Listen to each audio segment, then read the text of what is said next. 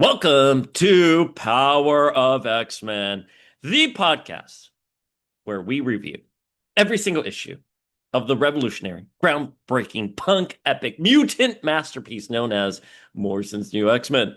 I am the Uncanny Dayspring. And I'm the new Flinkman.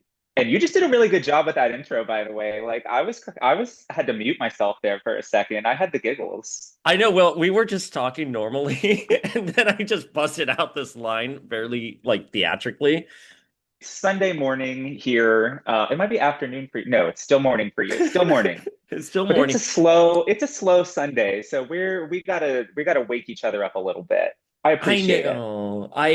This is me sober for the first time in like 5 years. You're getting a sober day spring. I don't know how to function in the world right now. Let me get my phone and DoorDash you a mimosa like right now. How dare you? Hogan. Just a prosecco. That's all I Just for want. a sec, hold the OJ. No OJ at all. Just give me prosecco. Um, can I tell you, the other night I was at Target and I was standing right before the Marvel Clearance Legends Jean X Grey. clearance Jean Grey. Cannot believe she's on clearance. And I noticed that Jeff is on his phone, and I'm like, what is more important in your life than seeing X Factor Jean without her boots on clearance at the Jersey City Target, which is a major Ouch. hub? Taylor Swift has been to this Target, so it is like a major foot traffic Target. Um, and she's on clearance there, and they have like five of her.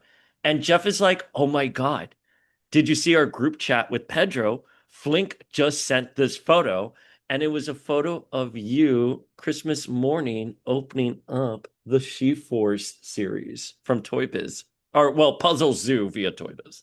Right, right. Well, I have the picture right here, and I'm gonna scan these so everyone will get a nice clear, well, as clear as a picture that's half blurred, obscured by like the shadow of my mom's finger could be. But yeah, so this is me Christmas morning, like what, 96?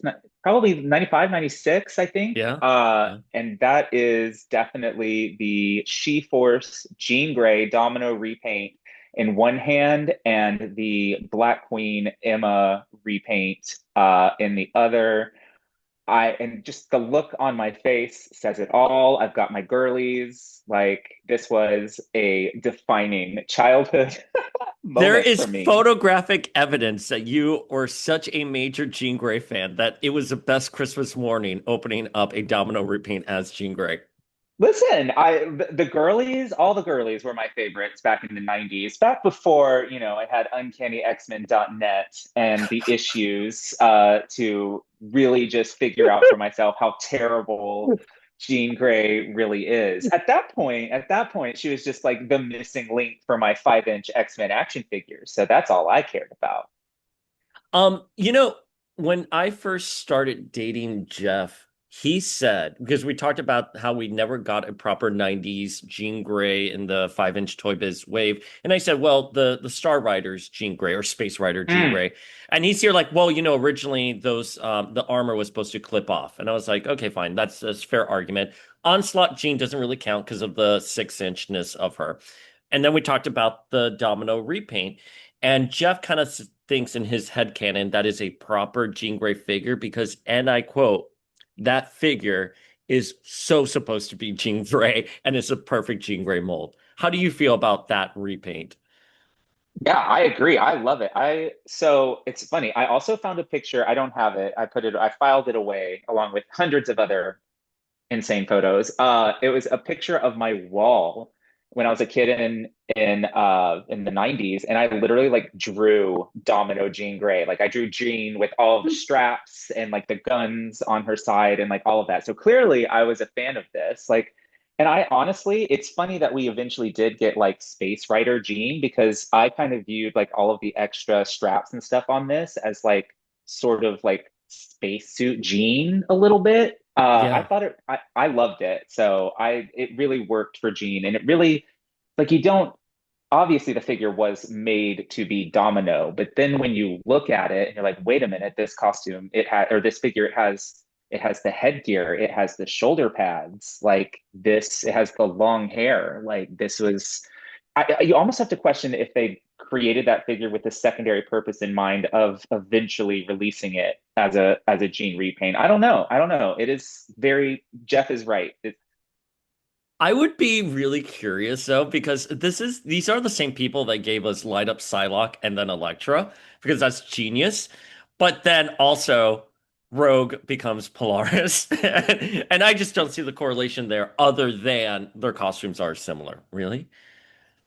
That's a perfect repaint. What are you talking about? Uppercut action? I don't know. Okay, Listen, well, I the love it. I action love it. feature. I accept the canonness that that is Polaris, that we have a 5-inch Polaris, and it's not Rogue with green hair. I agree with you on that. However, dot dot dot. However, okay, well then that's fine. Then this is definitely was not meant to be. This is a questionable Gene figure because it comes with guns and red psychic blast grenade thingies that clip onto her shin. So yeah, Yeah, very I Gene. okay, well, you know what I was also thinking, because we have the Space Gene shirt that Art of Lucas did back in the day. We should Yeah. have Lucas update it and make her look like the Toy Biz Puzzle Zoo repaint. Oh my God, we should have him do like Jean Grey, yeah, in like that strappy puzzle zoo costume, and we should also have him do like trading card Dazzler, where she had like all of those random straps and like we should do some things. Wait, those straps were never explained. We've talked about this before. I completely forgot about those straps. Yeah, she had like the backpack with like Yeah. the gun, the connected guns. I'm like looking at it from across the room. There it is. It's and like she had those ridiculous Yeah. like knee pads. Like a big fan of all of the '90s excesses. So that's why I don't mind Jean Grey with jelly bean tits through a harness. You know what I mean? I, I, we are on the same page. I saw a comment the other day. Someone said, and it wasn't on Power of X-Men, it was somewhere else, but they were like, "Oh, we had to live through the excess of the '90s and all that stuff." And I'm like, "What do you mean? Like those costumes, the shoulder pads and pockets, and belts and utilities, like straps for no reason? Like I don't know. I'm always going to I be a love sucker it. for It's a that." vibe. It's a vibe. And like not everybody is down with that vibe. But you know, for those of us who grew up with Jim Lee trading cards, those those sorts of looks are super nostalgic and iconic. Like there's a reason that those are '90s looks with the straps and the pouches and are the ones that we see over and over and over again.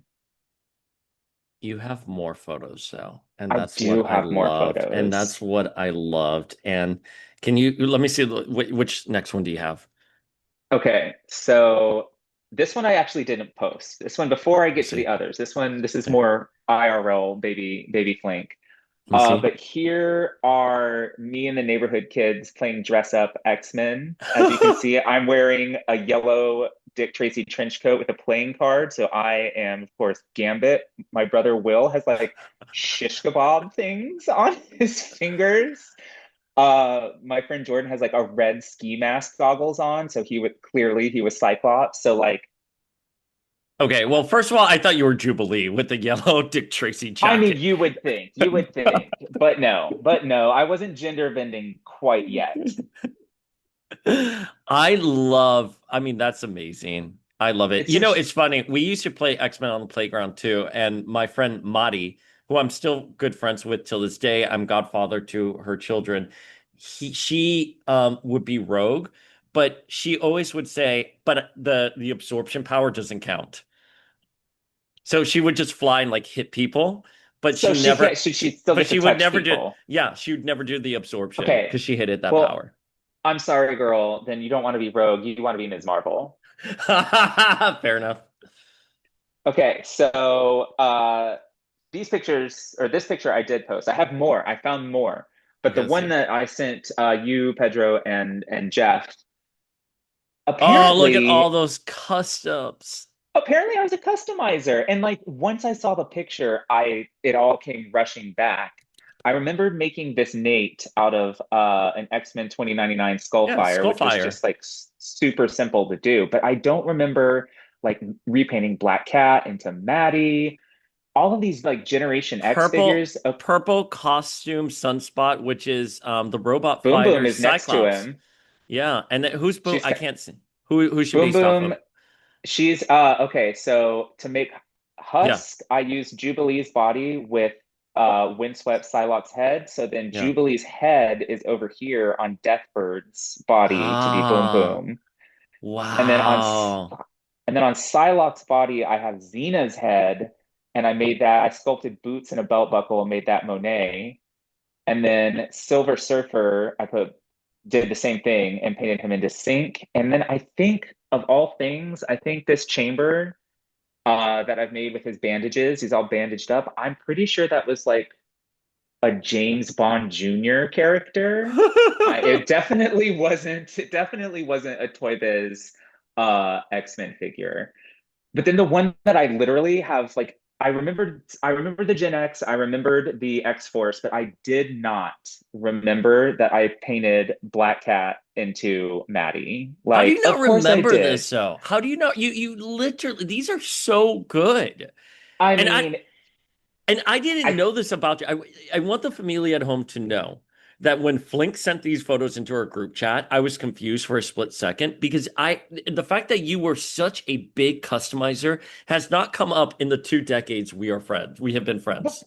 I mean, listen, it was a weird time in my life. So for personal reasons we won't get into. So like I've sort of blocked that era out a little bit. But like, yeah, seeing these unlock so many memories. And I have a couple of more pictures that I didn't post. So this is a terrible picture that's more carpet than figure, but you can see here Let on me the see. end, I also made Bastion, Oh, which is an archangel with his like 90s haircut I made into a yeah. bastion.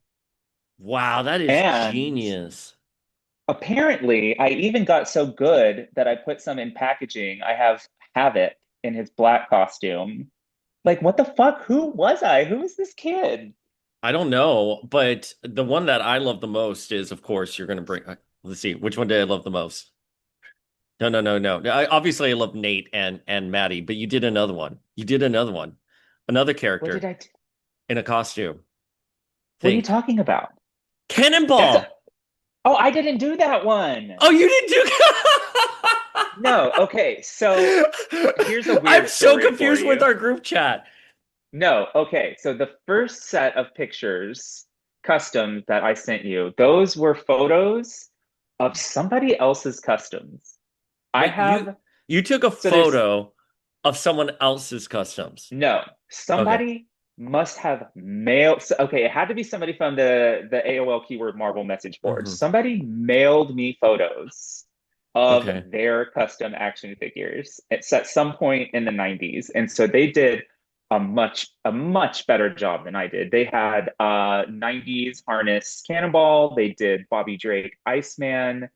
I Who thought those were else? yours. Oh my God. No, girl, you okay. No, you think that I am way more. I wish I was that talented. I wish. Babe, it's on the same like wavelength as all the ones that you just showed us. Oh, I Or promise. they'll be on the Instagram page. But yeah, it's I don't know. I actually thought yours now that I'm framing it, I think yours looked better. Your deco was way better. I mean, I have to hold these figures IRL to see.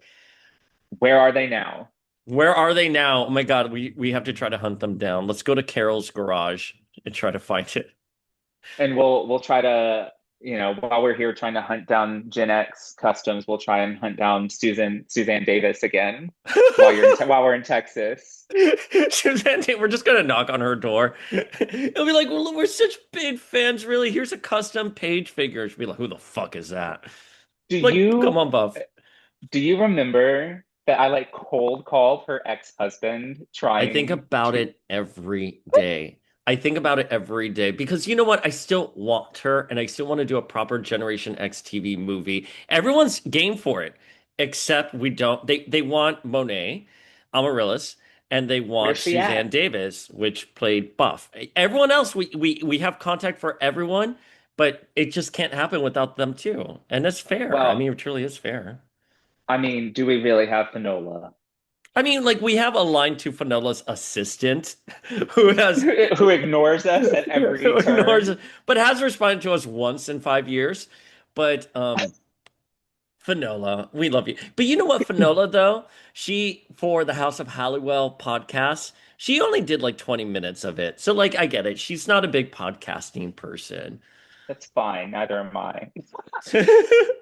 But anyways, I love that. I've never been a big customizer. I have zero customizing skills, as you know. So I love seeing that slide I into my life. I I don't think that I would be any good now. The figures I think are a little too complex.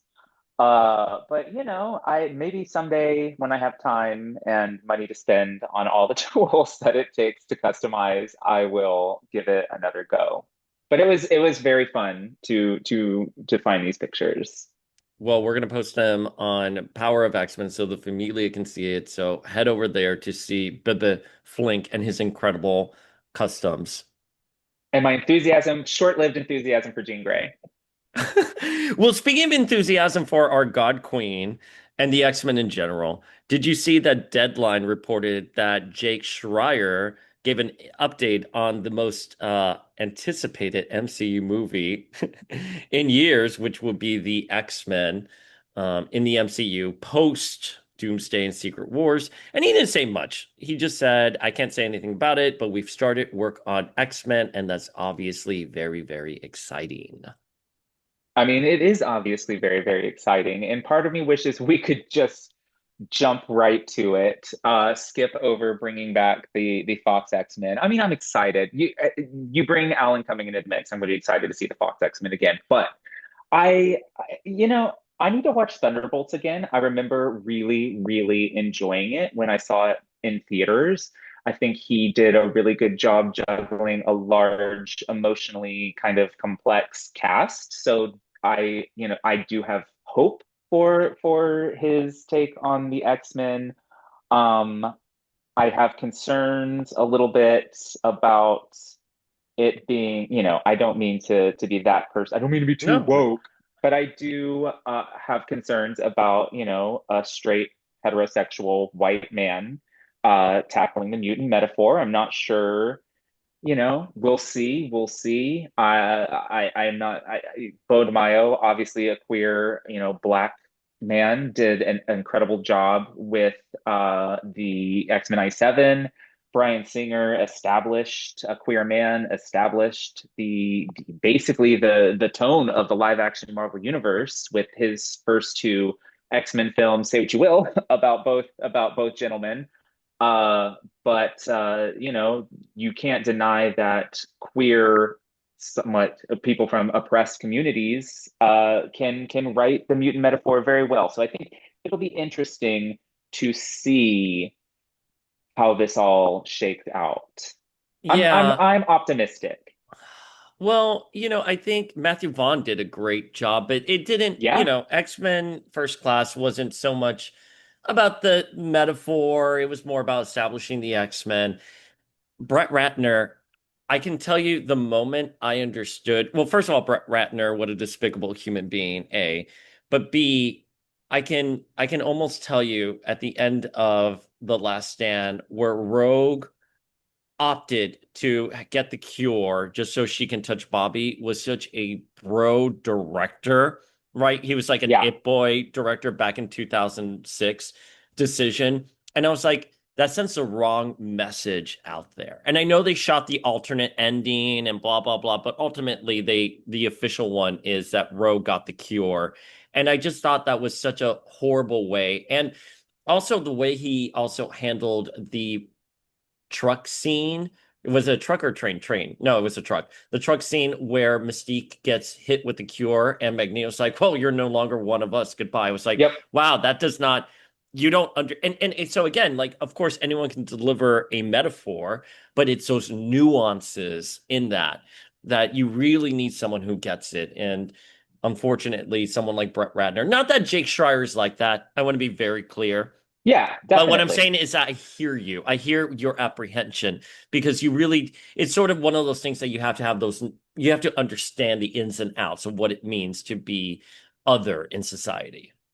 Yeah, and full credit. We have folks like Chris Claremont, Scott Lobdell, Eric Lewald, Yeah. really wonderful Mike Carey, wonderful creators who do a great job.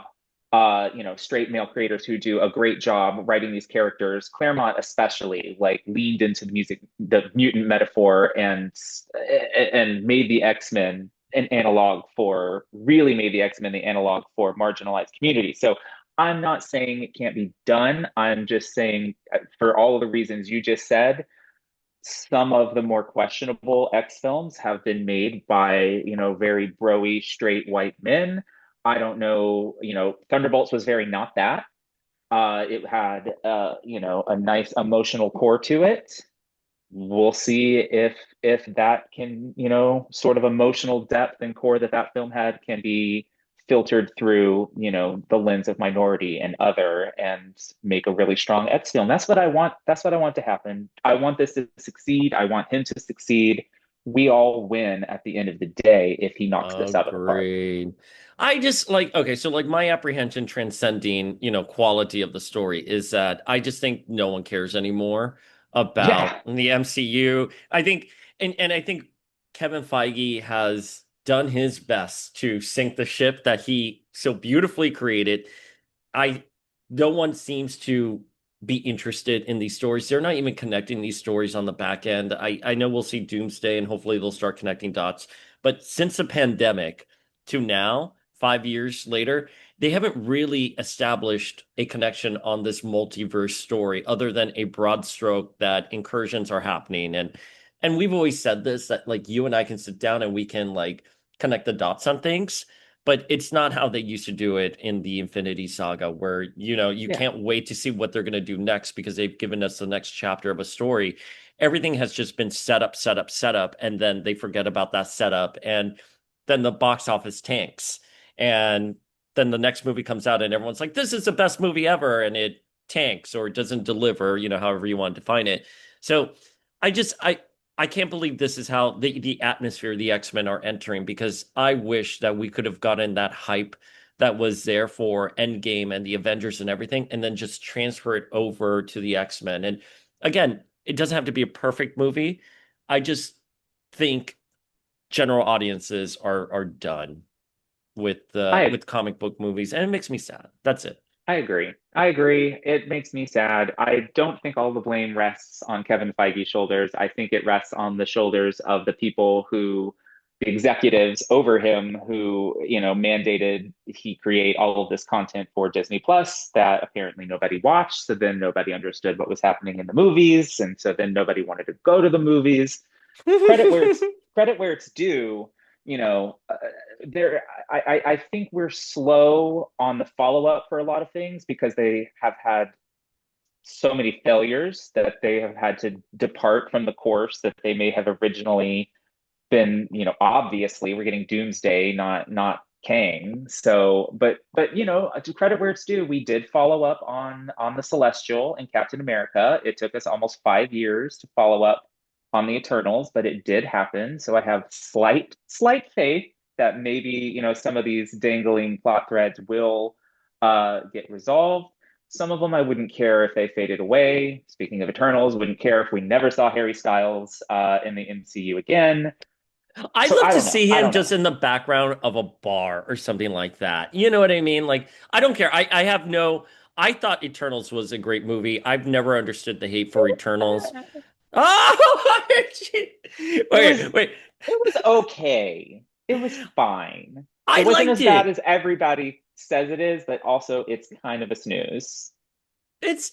I just think like you know, there's going to be different audiences now because they've expanded, and I just hope they get a bit more organized, especially as we get to the X-Men. The X-Men can be really complicated. My fear is that they're going to just jump into something and not give the proper setup for the X-Men. And that's all I want. I think the X-Men are stories that you need to really every story needs to be set up. There's a cause and effect. They're character driven.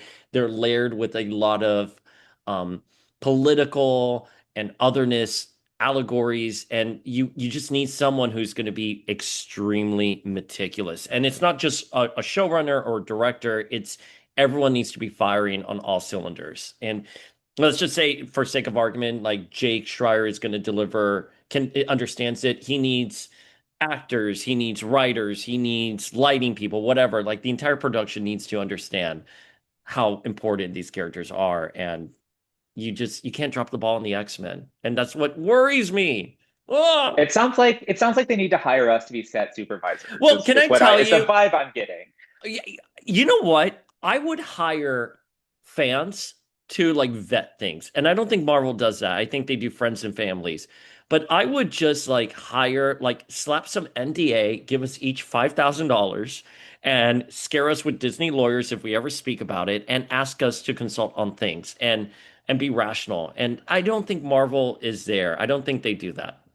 Well, and I think that's a slippery slope because you could also be opening the door to the wackadoos who Mm, are just mm. loud online, like they know everything and don't.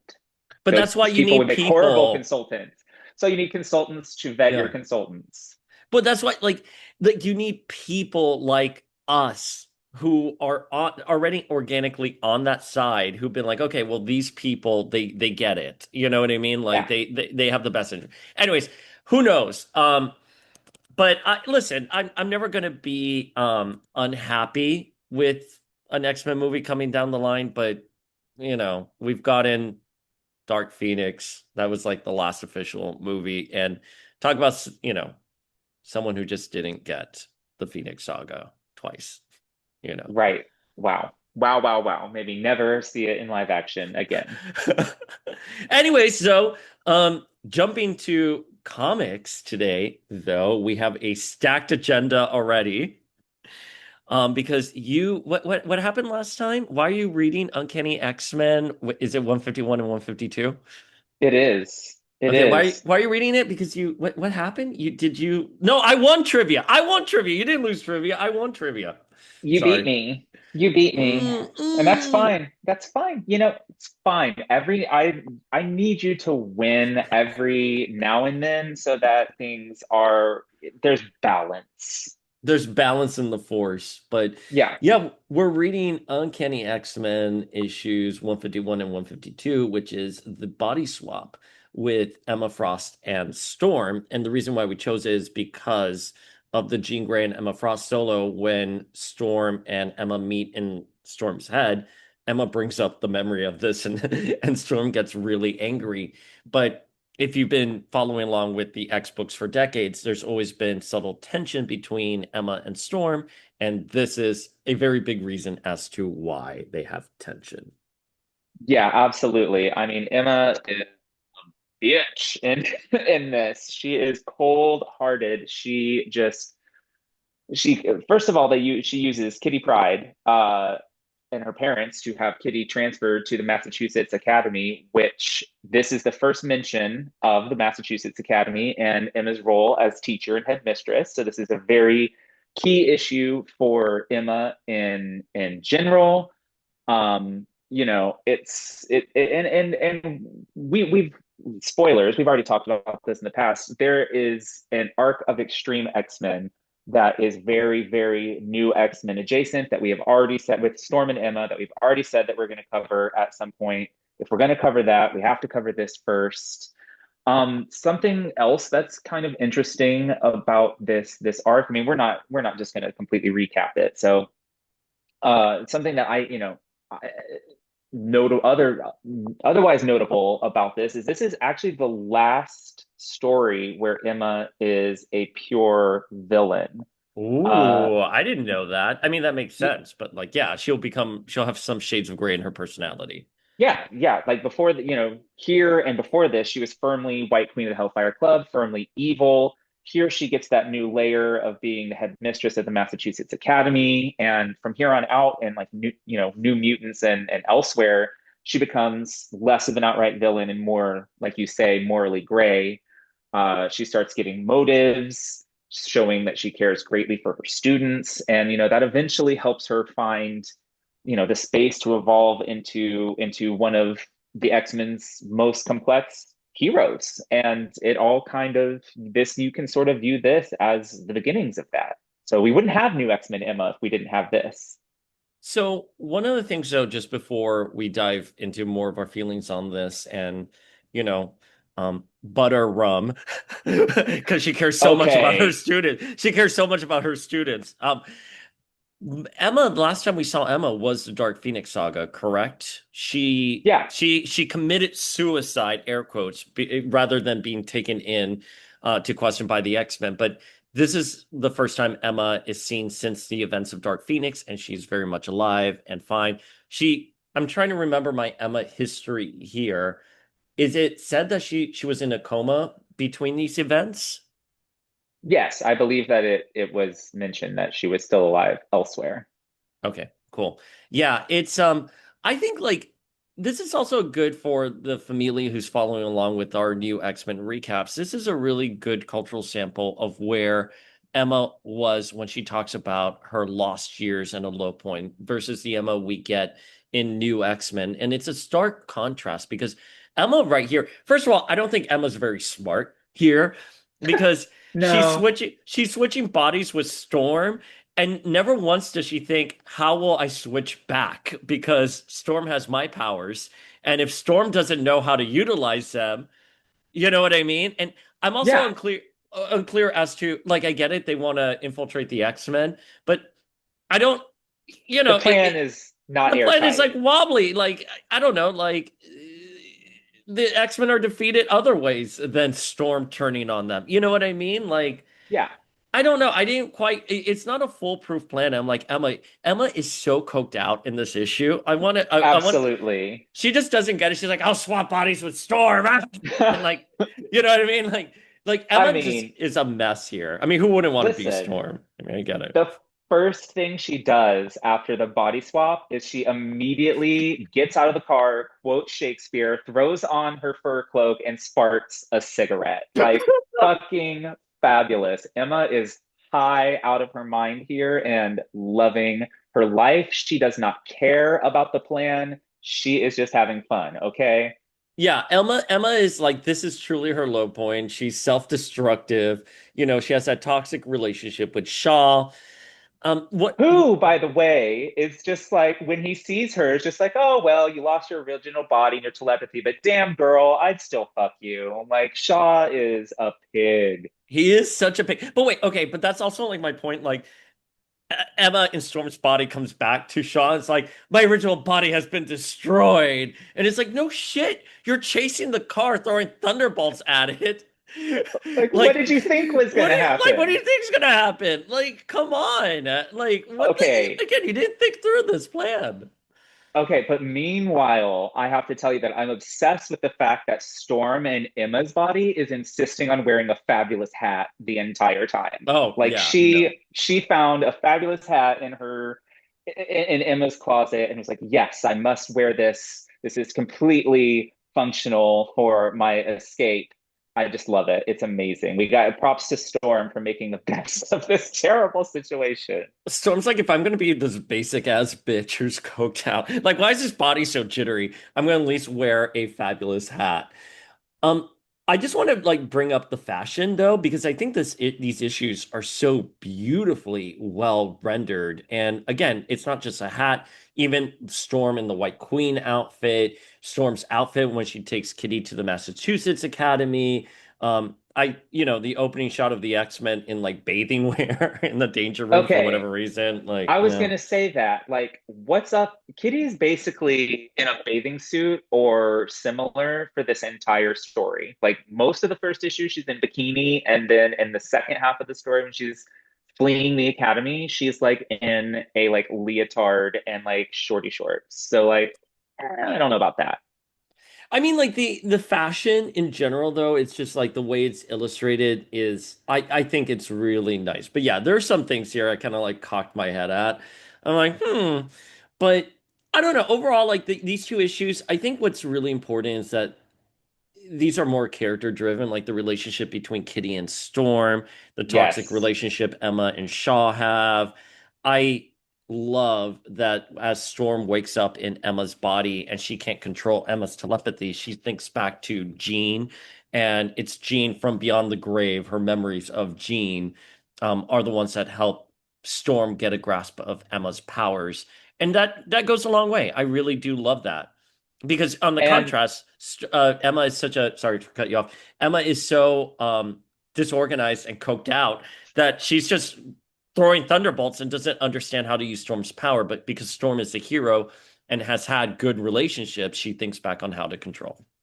yeah, I mean, Kitty and Storm's relationship here is great. This is firmly moving the X-Men more into, the X-Men are a found family situation. This is, Storm even says, I sometimes forget that Kitty is not actually my daughter. It's really nice. It's really well written. Claremont writing Storm and Kitty is a huge reason. Those are two huge reasons why this book at this time exploded and took off the way that it did. So unsurprising to have that be a really strong emotional core in this coked up Emma Frost story. But some other things to point out that I also love, Claremont being Claremont, the Hellfire Goons in the inverted uniform colors. Oh, I Uh, love this is the, that. well, this is the first time we were told that one of them is named Cole, and Cole is, Mhm. of course, one of the Reavers who are introduced like literally like 80 issues later. So this is Claremont playing the long game, like he was so good at doing. I really love that. I'm a bit obviously as a big Outback fan. I fucking love the Reavers. So that was a fun little, brick in the foundation of a story that doesn't happen until like the 220s. Okay, so this is also, I believe, the first and possibly only time that we see female Hellfire Club guards, which Oh I yeah. And I also was love. confused by that. I was like, is that someone? Because it's just literally just they're on a ciggy break and they hear Storm waking up in Emma's body shrieking. They're like, "Oh, it looks like someone's awake." And I was like, are these supposed to be people that we know? And then I checked the X-Men wiki page and they're just unidentified Hellfire goons. I think she gets a name actually. Does Well, she get it? he gets a name. The Harvey gets a name, but I don't think that the female who I is don't. helping guard gets a I think name. she's So unidentified. yeah, yeah. I think the same. Janet. Her name is Janet. Oh, is it Janet? She does indeed get a name Yay, here in this Janet! panel here. We love you. Damn it, Janet, we love you. Janet, Um, Janet, you silly bitch, what are you up to? Janet's now like retired from the. She's also coked out and in her early 20s, and she's here like, I just moved to Long Island. I have two kids, and I work in finance now. right. So she works part-time at the Applebee's on the weekends as a bartender. I gave her a better fate. I was like, she's a Okay, CPA. fine, She's CPA, fine. something like that. You're like, she's at Applebee's. I miss Applebee's, by the way. But yeah, it's I like these issues. I don't know. It's funny because I was thinking like would I tell people to read these issues? Are they worth Yes, revisiting? I don't know. I don't know if they're you're worth insane. I know. How can you Listen. tell somebody to skip over a key Emma Frost story arc from 1981, the peak of Claremont I X-Men? It's insane. This is like, Familia, this is like, aside from Morrison, this era, this like 10-year stretch from 81, from like 80 to 90 is absolutely critical, must read. Don't listen to this crazy man. He has no idea what he's talking about. All he listen, cares it about is Cannonball and Nate Gray that's true. and Ryder um Strong Hair. Writer Strong Eric. No, I don't know. I just like, I think, listen, it is incredibly important for Emma Frost historians to read this. Absolutely. And if you want to understand the storm, like Storm at the end of this is vicious. She's gonna kill Emma. Like Oh we're yeah. talking like when Storm gets back in her original body, she's here like who the goddess goes away. That's it. She's just like you fucked with me, I'm gonna fuck with you, and like literally is gonna kill Emma. And Emma's like, listen, listen, I'm sorry. I'll just take Shaw. You guys can have Kitty back. My bad. Like I'm coming down my high. You know what I mean? Like, but I don't know. It was something about it that like it wasn't as much fun as I remembered these issues to be. And I don't know. Again, in fairness, I know you're shaking your head, and I'm gonna tell you you're right. I'm giving you the flowers on this. I think I'm looking at this from a modern reader sensibility, which is, like, oh, some of the stuff doesn't make sense. I love, we love Chris Claremont. His writing is really hard to get through. I don't know how we did it in the 80s and 90s. It's hard to I get mean, through. I disagree. Okay, Disagree. okay, fair, We're fair, gonna have to fair, agree to disagree on that. You fair. either like but I will say you either like this or you don't. You either enjoy Chris Claremont and his wordiness or you don't. A lot of the girlies in my book club, of course, I tried to force Chris Claremont X-Men on them. The only thing they got into was God Loves, Man Kills. Everything else, they were like, can't do this, hate this. No. So I get it. I get it. To be fair, they Okay. also hated Morrison. So Oh, fuck fire them. that book club. Fire them from book club. Fire them. Absolutely not. How can you I mean, hate Morrison? How can you hate Morrison? Courtney is the villain of this podcast, so of course she hates Morrison. Oh, we had to bring Courtney back. We're gonna make Courtney read an issue of New X-Men. Right, right. You want a foil for us. I'll get Courtney. Sweet, Courtney, sweet sweet Courtney. We love Courtney. Courtney. We love We're you, joking. Courtney. It's a running gag because we couldn't confront our own issues, so we had to blame someone innocent and beautiful as Courtney. I'm like, it was all Courtney's fault. It's fine. But that leads into today's issue of New X-Men, which is issue 125, the proper start of this episode that we have got into an hour later. But New X-Men 125 by Grant Morrison and Igor. I don't know how to say his name correctly. Corday. Corday. I say Cordy, but Corday, but I'm from Florida, so excuse me. I mean, I'm from Texas, so I could be wrong. We have no, no, no. We have Florida in the past notoriously had a poor reading, pronunciation, reputation. But how did you feel about this issue in general before we dive into the summary? The I mean, it's not a bad issue. All Morrison issues are good. This is probably on the lower end of them for me, and we can get into like the specifics. Really? Yeah, I mean, it's a decent issue. It's moving the chess pieces around the board for like a big confrontation next issue, and I feel like if everything hadn't been forced to be decompressed for the trade at that point in Marvel history, this issue and the last issue would probably have been one issue. Not that there's a lot of stuff happening in both, but there's also kind of a lot of standing around and talking. And I feel like that all could have been streamlined a little bit. And that's not to say that it's not important. For me, this reads like peak decompressed for the trade writing personally. Um, wow. I really like this issue. I do have a criticism for it, and I hate to give this criticism, but Corday is miscast as the illustrator here. And when we've previously discussed his work, first of all, I just want to say that we've spoken with him on DMs on Facebook. He does not want to talk about his time on New X-Men. I think it is well established he got so much hate for this, and I don't know, he didn't dive into anything else, but this is not a good memory of him, so I don't want to contribute to that. But this art definitely should have been Quitely. Like Quitely should have Oh, been doing these issues, and the art here is just very sloppy.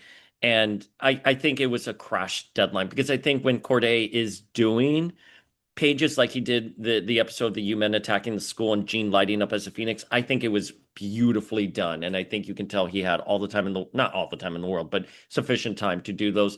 This really much feels like a rush job. thank God. Spoiler alert, Quietly is back next issue. Yeah. Nobody's in Quietly's league as far as I'm concerned, but I'm also not a Corday hater, and I would actually say that the art on this issue is a little bit tighter and more straightforward than it was the last issue Interesting. where Wolverine had mashed potato face. Oh yeah, Uh, you're right. You're it's right. it's still not appropriate for this story. Like you said, miscast. Not necessarily. I wouldn't even go so far as to say it's bad. Miscast is exactly how I would describe this.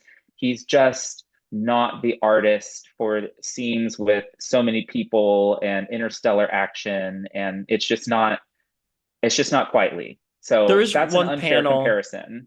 There is one panel I do like very much, and I think only Corday could have illustrated it, and we'll get to it when we get to it. But I just think like, you know, I think this issue is really good. I'm reading the oh God, I every single time I forget the new Hickman crossover, Imperial or Imperium, I'm forgetting what it is.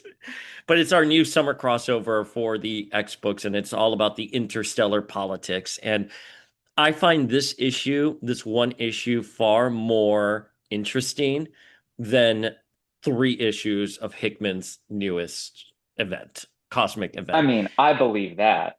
They like this, and it's curious to me because if this story was being published in today's world, it would be a X-Men event, and it would be on all the books, and it'd have side books for this. And what I love about the story is that it's contained in innocuous numbers of new X-Men, right? This is issue 125.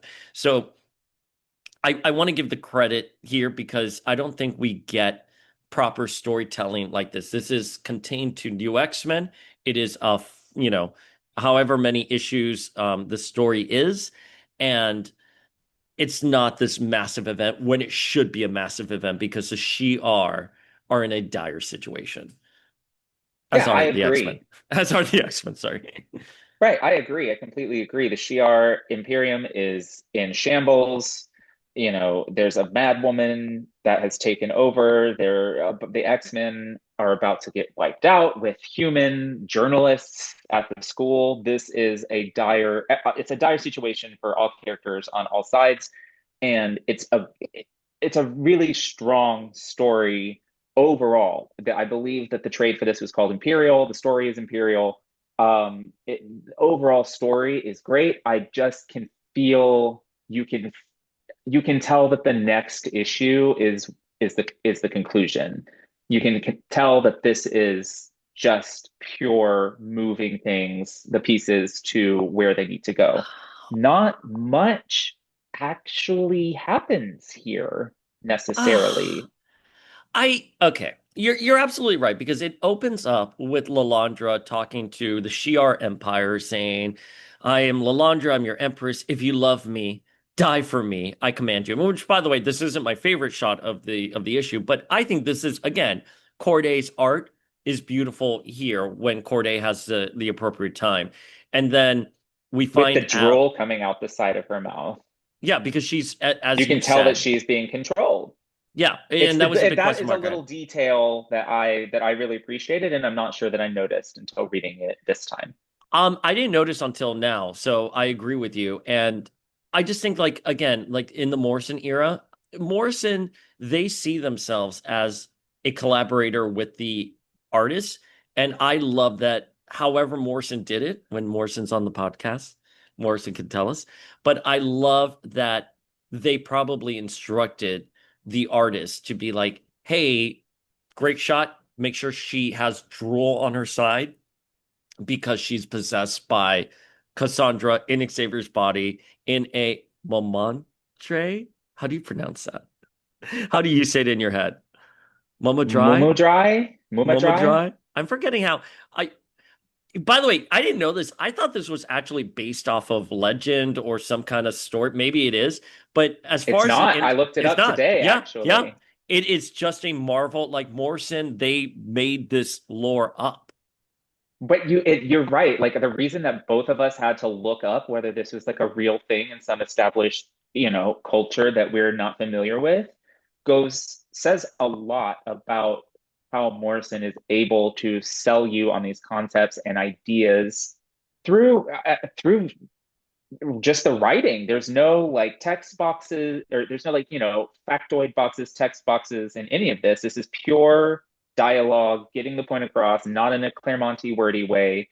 It is very strong writing, selling us all on this concept and making it believable enough that we wondered if it existed in the real world. Now, is a moment the moment dry is the psychic parasitic energy over Xavier, Cassandra Nova in Xavier's body, right? I think That's I think what it's that's just supposed kind to of the be. manifestation of it. It's a Yeah. manifestation. Okay. And so we're finding out that Lalandra, possessed by Cassandra Nova, just wants the entire wants to kill everyone, basically. Wants to Let the empire burn in a cosmic pyre, make war in my glorious name. um I don't know what to tell you. I think there's a really sense of the Empire has collapsed here, and Cassandra is there, and we find out that the X-Men, specifically Zorn and Cyclops, have been set free, as we saw at the last issue, and they come to confront Cassandra and Lalandra. And Zorn is using his powers again, and this time he's releasing G-Type's energy body from its armored casing. It looks in the art as if he is manipulating the energy. Mhm. We'll see. Just every time, just like we've said in the past, pay attention to Zorn using his powers.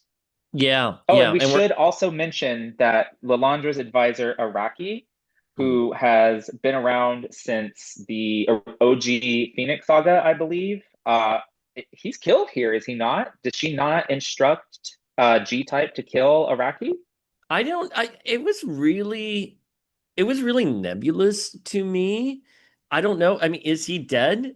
Let me see. I'm looking We've at the seen him again, so like I don't know whether Morrison intended for him to die here, and then when Ed Brubaker needed him for Rise and Fall of the Shi'ar Empire, they it was just ignored. But I don't know. Maybe we'll know more in the next issue whether Araki was meant to have died here. they cannot win Iraqi. It's all I hear is Lalandra's voice from the Dark Phoenix saga. But yeah, I mean, he looks like he's dead. I don't know. I agree with you because like I didn't read it because well, he kind of falls to his side and goes, oh, I don't know. Yeah, It maybe doesn't he's not matter. dead. Doesn't matter. He's still around. The big thing here though is Cassandra versus Cyclops. And Cassandra doesn't physically attack Cyclops. She just tears him down with words and just says, that Jean Grey wishes that you were the hero behind closed doors, meaning, sex. And Cyclops sort of lets Cassandra get away with saying these terrible things, and she goes through the teleporter. And he later tells Zorn he couldn't do it. He couldn't attack Cassandra Nova because he doesn't want to hurt Charles. Yeah, and I just think Nova taunting Cyclops here, furthering the rift that's forming between him and Jean, to where she's like, all that's left of you is pathetic emotional debris, is a really apt way to describe where Cyclops is mentally here. And I think it speaks to anyone who has gone through life-altering trauma and the toil it has on not just you, but the people you love, the relationships that you have. Again, a lot is loaded into the dialogue across just this, one page that just like furthers, like everyone's just like, oh, the Morrison sucks. They are deconstructing their relationship in painstaking detail using established continuity slowly over the course of these issues. And all you get from that is Morrison ruined Scott and Jean. Like that is the most Morrison shallow. hated Morrison hated Jean. And it's like, oh, it is the highest compliment that someone sat down to think about these characters, their history, and where a And what marriage they've would been be. through.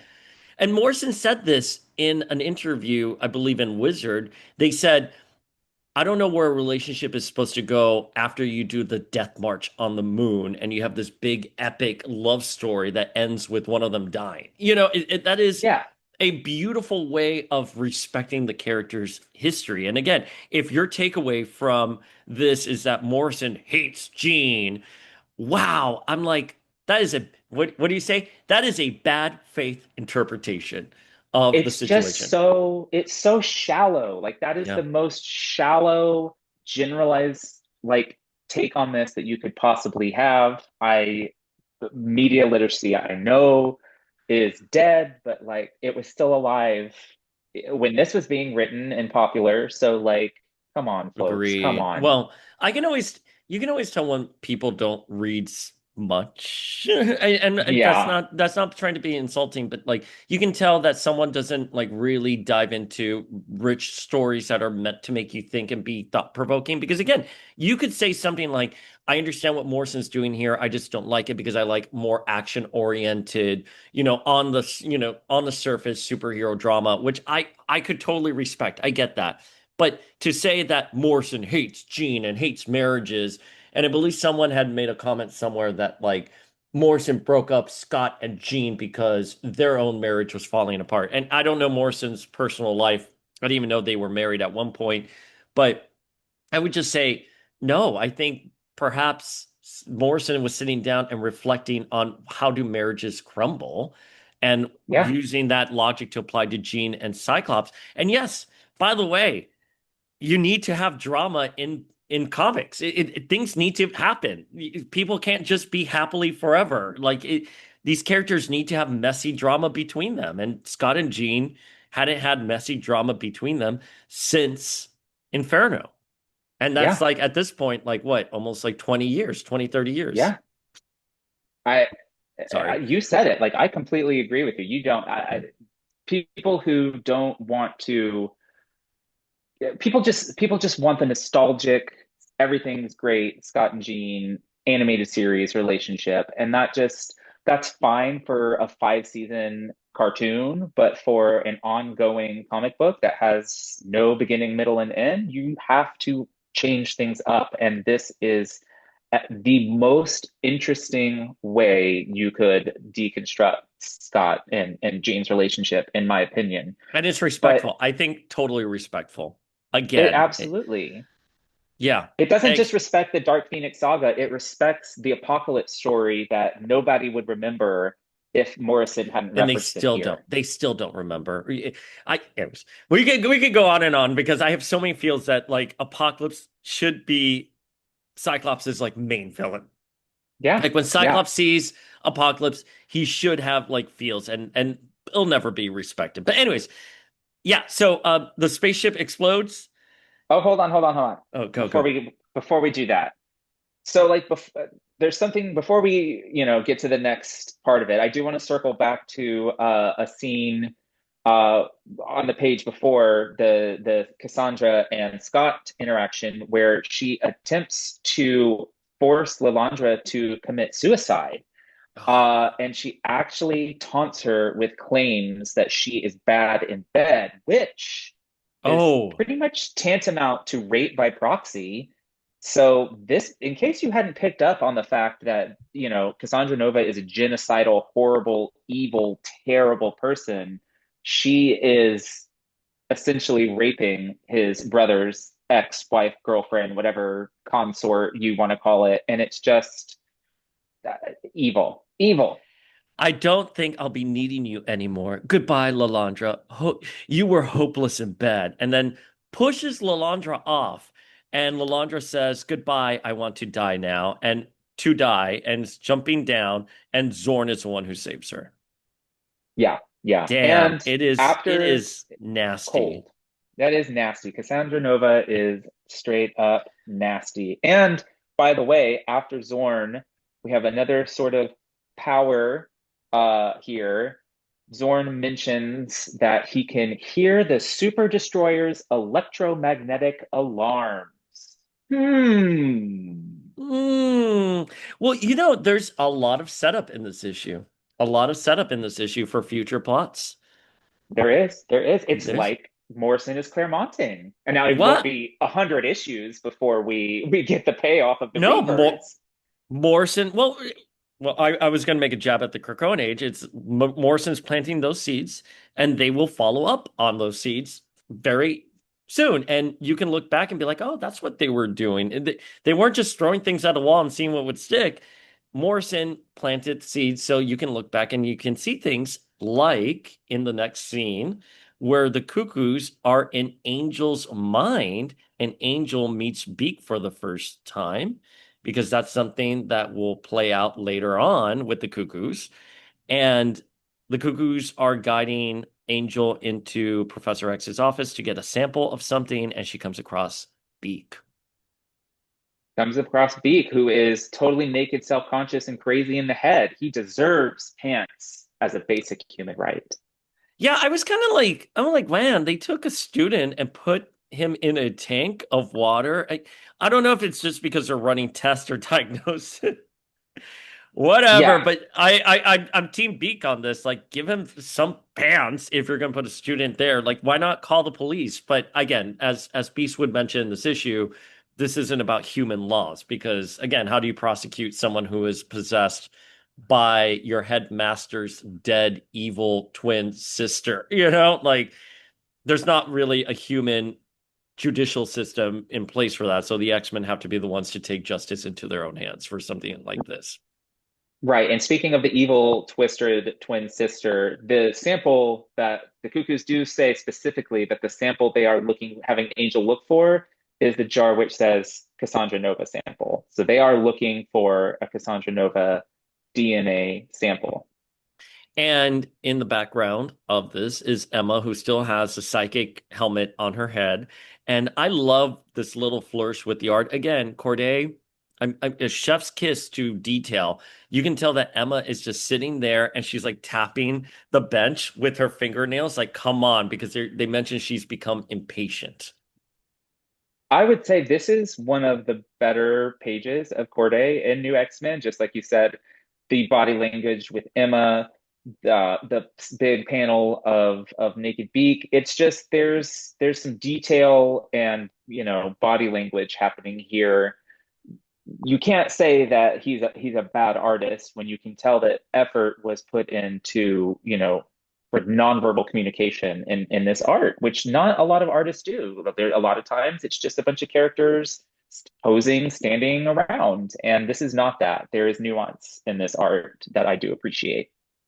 So they bring the DNA sample back to the cuckoos, and what they want to do is something with Stuff, and they're going into Stuff's mind to learn how to like take that helmet off of Emma, but they have a larger plan with the DNA sample.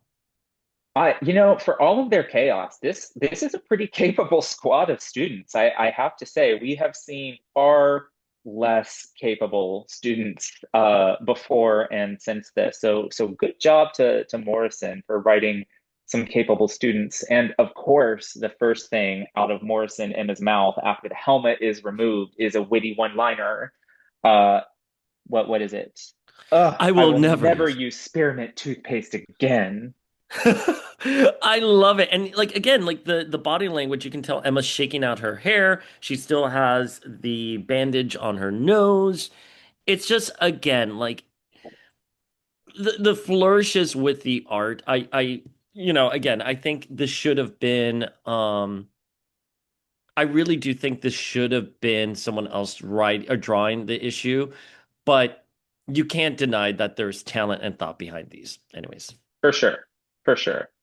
So from there, we flash to back inside the sub basement with Jean, Beast, and Wolverine struggling from the Sentinel flu, still confronted with the Shi'ar Super Guardians, who, of course, at the end of last issue, the Smasher rejoined them and told them that Lilandra had fallen to Cassandra Nova. So the Super Guardians are now at the X-Men side for this battle as the X-Men are starting to really piece together, Cassandra Nova planned this, every step of the way on a scale we can hardly even imagine. So this is just an insanely detailed plan that includes Beast reviving the Cassandra Nova body. He has been working for days on something to inject the body with, which to him it's Xavier in this consciousness. To him, Xavier in this body. It's Xavier's consciousness in Cassandra's body. Beast thinks he's, doing the right thing by injecting him with the healing formula.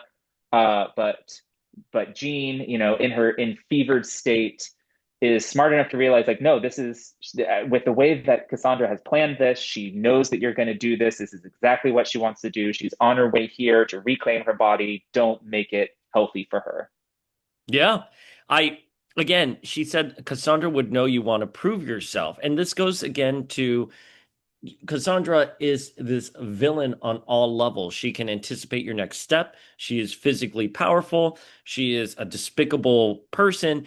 I mean, truly, the threat of Cassandra Nova when in later in this issue where Beast is terrified that she's here is well earned.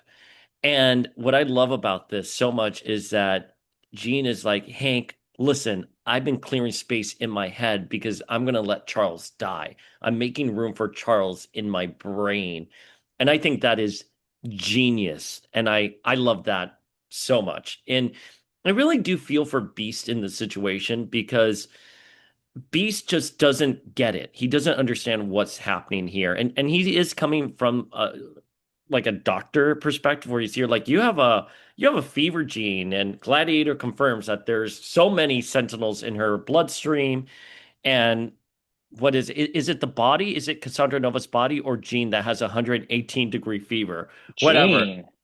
Jean has a 118-degree fever, but Jean is acting on instinct and emotion here because she is gonna she again she has the confidence in herself that she is gonna make sure that she can deliver this thing with Charles dying and putting it in her brain. But Hank is like, I no, it's not going to happen. So we're seeing tension between them, which is nice. But they run out of time. They run out of time. They have to do something. So Jean's plan, it is, she's going to take the entirety of Professor X's consciousness into her enfevered brain. Like we will see how that goes, but the first thing Hmm. they have to do is clear the journalists out of Oh. harm's way. So they want to take them to the danger room for safety. And Hank has a couple of interesting interactions here. The Mm, first mm, mm. is with the bigoted member of the press who called him a monster in the last issue that prompted Emma to retaliate against them, and Jean then had to wipe their brains, that memory from their brains. It's nice. It's nice that Beast gets an apology, but that's not the most significant encounter that happens here. Trish Tilby, Beast's lovely human ex-girlfriend, who earlier in the series, he was supposed to have a date with, but as he was finalizing his snazzy tuxedo look for it, she called and left a voicemail saying that she couldn't do it. She couldn't date him in his new form. The tabloids would call it bestiality. She didn't want to deal with that, so now Hank is face to face with Trish Tilby, and it's an Mm. interesting conversation, wouldn't you say? So this is a moment that Beast, for me, editorially, leaves from being quirky mad scientist to sociopathic, awful, muted being. Um, I can pinpoint this is a moment in Beast's history where I started disliking Beast because Beast is taught, and I understand the motive here with Beast, and I'm just curious about the entire scene. This is when we have Morrison on the podcast. Beast is obviously deflecting here by being like, listen, Trish, it's fine. We had some really great times, but I don't really want a relationship with a human. In fact, I think I may be gay. And then it's like, oh, gotta go. And then goes off That's the to intruder confront. alarm. See ya. Yeah. Again, like, I'm curious, one, did Morrison want Beast to be LGBTQIA plus in this moment? It was, and then they just had to backpedal. in story, I think it's established that Beast is just a prankster. He used to, prank call the Avengers, blah blah blah. And Beast would later on say, "I've been many things. I might as well be gay." Again, this is a different mindset in the early aughts in which Beast is saying something like this, but that is a reasoning and story for it. I don't know.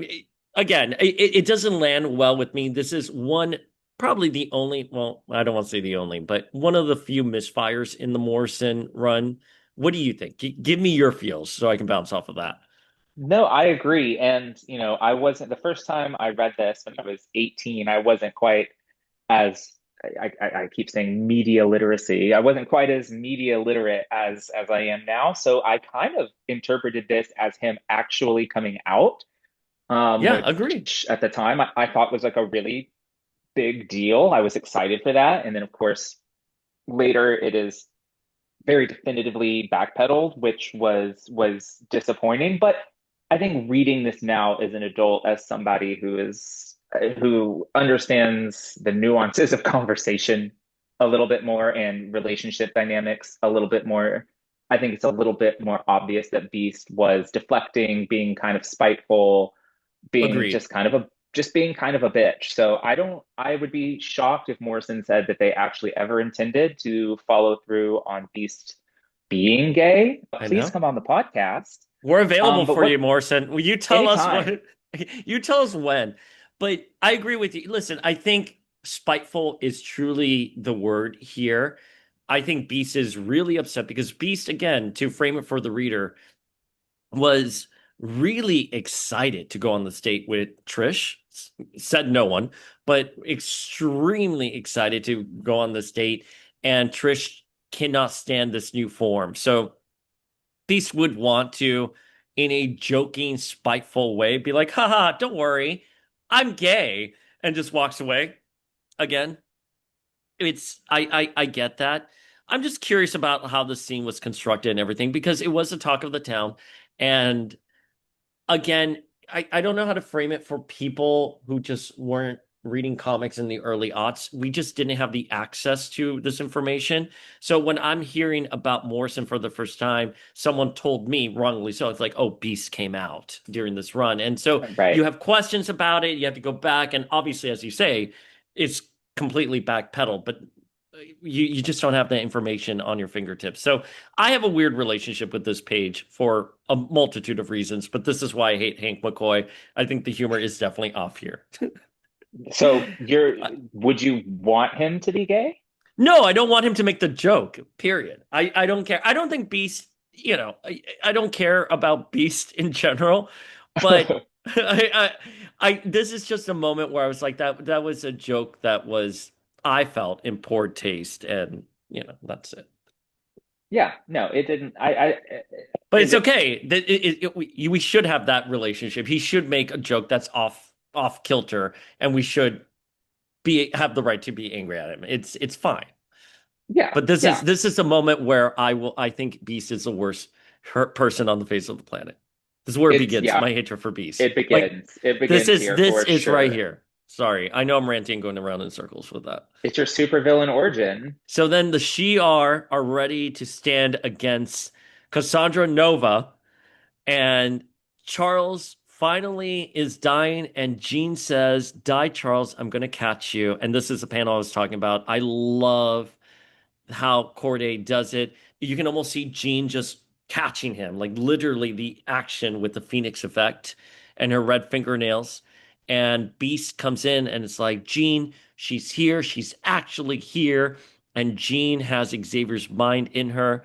And they're ready to face off against Cassandra, who has just taken down the Shi'ar guard.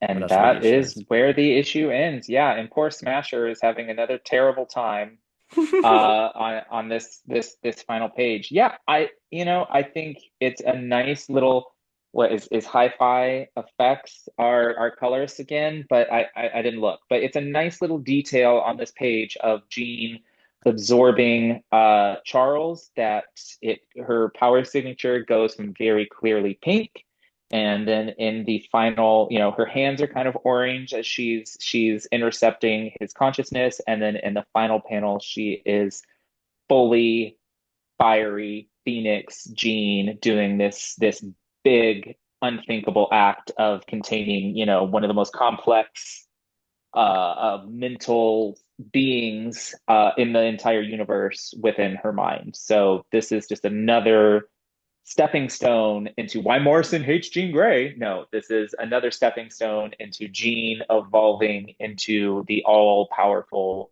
Phoenix of the crown. Like Yep. it's an incredible evolution for Jean. It's a really powerful and effective moment. I agree that the art does sell it. This is another one of the really good pages.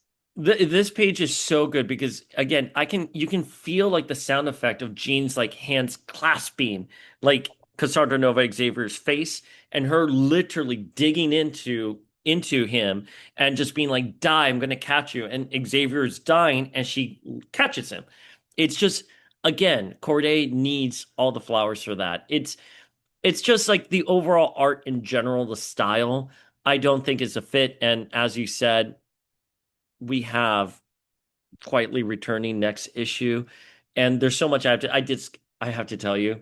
This issue was so good for me. I enjoyed this issue quite a bit that I did read ahead to the next issue. And I Of that's course you fine. did. It was just so good. And the art, the opening art for the next issue is just so good. And that's where I'm like, man, I really wish that Quietly had been on. It's Quietly's story to have. You know what I mean? Yes. Like this is the story, like this entire series, this entire arc, excuse me, should have been Quietly's story, not the other artists. And we like Corday very much, but not Corday. It should have been Quietly for this. I mean, in a perfect world, Quietly would have drawn the entire series, as I believe was the It was initial the intent. plan. But he packs far too much detail into his work to meet Marvel's very rigid monthly schedule. So it's a shame that didn't happen because yeah, you're right. He would have just knocked this out of the park to another level that Corday and the other artists just couldn't even come close to. And I think I dare say that this would be a legendary arc if it was Quietly who did it. That's my hot take. I think if it was just Morrison and Quietly, this would be on par with E is for Extinction. This would be one of those Absolutely. arcs that people need to read. I unfortunately the art it's just not landing. And there was an attempt with the other artists. Obviously, the other artists didn't work out, and then Corday again. I think Corday has strengths, but it's just not for this a story of this magnitude. And it just saddens me again. And I think Quietly missing from New X-Men in general is one of those things that is probably if everyone can go back in time and fix. I think exactly what you said. Just have Quietly do the entire series as best you can. Although I do love Mark Silvestri and Here It Comes Tomorrow. That's the Yeah, and only exception I mean there there's good art, but I'm gonna open that up to Phil Jimenez as well. yeah, Murder at the yeah, Philman. Mansion Yeah. is wonderful, as is Planet X. Yeah. Um, so there is good art to come. I do think you can tell that they were rushing to keep the book on pace here. I think that's probably why Corday was selected, for speed rather than fit for the book. I would be curious. That is something else that I would like to ask Morrison is like, did they have input into who the fill-in artists were if it wasn't going to be Quietly? So add that to our list of questions for this dream interview that we are totally going to manifest into reality. We are going to manifest. We're going to give Morrison and their team an offer they will never be able to refuse. But anyways, I like this issue. I think it's not a slam dunk, but I like the writing. I do like the pacing. And again, this is such a wonderful God Queen moment for Jean that I like it, but it's certainly not the best issue of the run so far. It's probably my least favorite of the run so far. I would probably give this a B. There's huge moments in this. Don't get me wrong. There's really, really great stuff. The students proving themselves to be very capable. Jean, evolving, the Cassandra taunting Cyclops. Really, really great stuff. I think it could have been merged into things that happened in the last issue, and this have been a shorter arc. Because if I remember correctly, this trade paperback was the thickest of Oh, the was new it? Oh, I don't X-Men. have it I here. think so. I think so. I think it was the thickest of the trades, and I think if it had just been shortened by one issue, I think this story would be just one of the all-time and had different art. I think it would just be one of the all-time greats. I agree. I think it's underappreciated for sure. It's very underappreciated, and it's a great story. I mean, again, I think in today's world, just to sound like a broken record, I think today's world they would have ruined it by having, it being a big event and, I Yep. had to read all these books and their side books and everything. I love how this is was executed, but again, it's not for the reasons we mentioned. There's a lot of shortcomings, but okay. I, you know, onwards to the next issue. I'm excited for the next issue quite a bit. I'm beyond excited for the next issue. I really can't wait to talk about it. All right. Flink, do you have anything coming up? Catch me doing my usual shenanigans on Instagram at Flinkman. Yeah, I have a few cons I really want to go to, like the Pittsburgh con, because I'm going to be in Pittsburgh this week, and Erie Con, but of course I got booked for work on that. So let's see how all that works out. But we'll definitely be at New York Comic Con. I looked at my schedule as of right now, I'll be able to do Saturday and Sunday. And you can hit us up there. We'll have stickers. We'll be with Lenore, of course, and Greg. By the way, I didn't know this. Our friend Greg, who listens to the podcast, so shout out to Greg. But he does the big mannequins Oh, of the yes, accent. of course. He's gonna be there, and Awesome. wrongfully so. He's here like, hey, I'm gonna need help setting up. Can you help me? I'm like, sure, I'll be there Wednesday night, and I'm sure somebody will come up, and poor Greg will be left alone. But Greg will be there, and we will be a fanboy at Greg's booth. Sounds fun. I wish I could make it. But I'll Yeah, see you in well, November. yeah, you'll be there in November. Womp womp. But anyways, Familia, we will see you later.